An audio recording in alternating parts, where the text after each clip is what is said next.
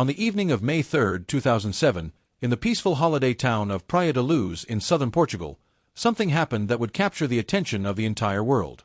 A 3-year-old British girl named Madeleine McCann vanished from a resort apartment while her parents were dining just a short distance away. What followed became one of the most intense, controversial, and heartbreaking investigations in modern history, an unsolved mystery that still lingers nearly 2 decades later. This is the story of Madeleine's disappearance, the timeline, the suspects, the theories, and the global obsession that refuses to fade. It was the perfect family vacation. Kate and Gerry McCann, both doctors from the United Kingdom, traveled to Portugal with their 3 children, Madeleine and the twins, Sean and Amelie, and a group of close family friends. They stayed at the Ocean Club Resort, a place known for its safety, relaxing atmosphere, and family-friendly environment.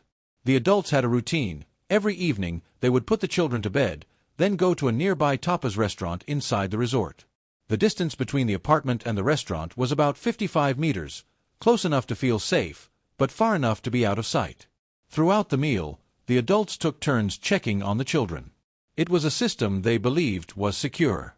Until it wasn't. On the night of May 3, 2007, at around 8:30 p.m., the children were asleep in apartment 5A. Madeleine lay in her small bed next to the twins.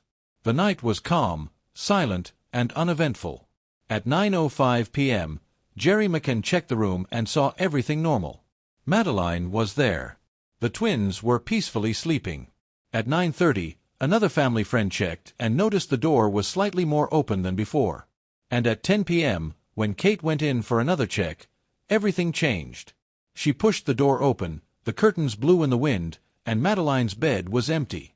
The window was open. The girl was gone. Kate ran back to the restaurant, screaming words that would echo through global headlines. "They've taken her." Chaos erupted in the resort. Staff, guests, and locals searched the streets, the beaches, the alleyways. The first hours, crucial in any missing child case, were filled with confusion, conflicting instructions, and lack of police coordination. The Portuguese police arrived, but initially treated the case as a missing child who wandered off, not as an abduction. Vital evidence may have been lost forever in those early stages. As the sun rose on May 4th, Madeleine's story exploded across Europe. Within days, it spread worldwide. The Portuguese police, known as the PJ, began interviewing staff, tourists, neighbors, and the McCann's group of friends. But from the start, mistakes piled up. The crime scene wasn't sealed. Dozens of people walked through the apartment. Fingerprints were contaminated. Witness statements conflicted. Despite these errors, a massive search operation unfolded: dogs, helicopters, border checks. But no trace of the little girl appeared. Witnesses reported suspicious individuals around the resort that night. One of the most famous was the so-called Tanner sighting, a man carrying a sleeping child at around 9:15 p.m. But years later, this was officially dismissed as a false lead. Another witness described a man standing near the McCann's apartment, watching, waiting. Theories emerged. Was it a kidnapping for ransom? A trafficking network? A crime of opportunity? Something darker? Police followed hundreds of leads, some promising, many useless. Madeleine sightings came from Morocco, Spain, Malta, Dubai, even Australia. None were confirmed. In a shocking twist, Portuguese investigators began to suspect the parents.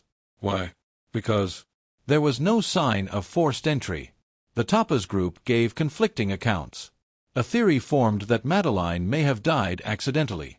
Cadaver dogs reacted to certain areas in the apartment. The press exploded with accusations. For months, the McCanns were treated as suspects, even villains. But eventually, there was no evidence. The parents were cleared, and the case returned to square one. Over the years, several major theories developed. The first, a stranger abduction. Perhaps a predator or opportunistic criminal entered the apartment and took Madeleine quickly and silently.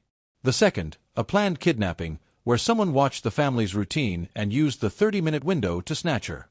The third, Madeleine wandered off, though no evidence supports it. The fourth, the parents, a theory widely discussed but lacking any physical proof. In 2011, Scotland Yard launched Operation Grange, a full review of the case. They found new witnesses, ignored evidence, and unexplored leads. One man stood out: Christian Bruckner, a German national with a disturbing criminal background who lived near Praia da Luz in 2007. He became the most serious suspect to date. Yet, even with renewed focus, there was still no definitive proof. The case remains open. Meanwhile, Madeleine's disappearance became one of the biggest media events in modern history. It was a story that had everything: mystery, emotion, controversy, and global accessibility. A middle-class family. A peaceful resort town. A child with an unforgettable face. And an internet ready to amplify every rumor. Documentaries, news articles, online theories, the story never died. It became a global obsession, a symbol of fear, and a reminder of how fragile safety can be. Today, nearly 2 decades later, Madeleine McCann would be an adult. Yet the world still remembers her as the bright-eyed 3-year-old in the iconic photograph. Her parents continue to hope. Investigators still receive tips. And the world remains divided. Was it an abduction? A tragic accident? A criminal act by someone watching from the shadows? Or something no one has imagined? Until real evidence emerges, the disappearance of Madeleine McCann remains one of the greatest mysteries of our time. A story of heartbreak, of mistakes, of relentless search, and of a child who vanished into the night, without a trace.